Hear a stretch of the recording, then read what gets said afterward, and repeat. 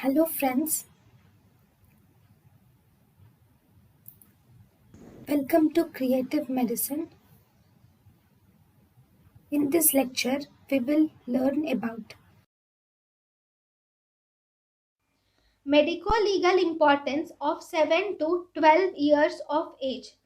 The medico-legal importance of 7 to 12 years of age is dealt under the section 83 IPC.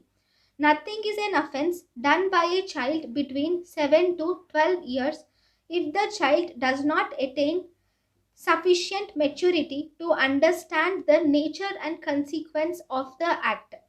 So, between 7 to 12 years, the court will decide whether the child has attained maturity of knowing the act or not. That is section 83 IPC.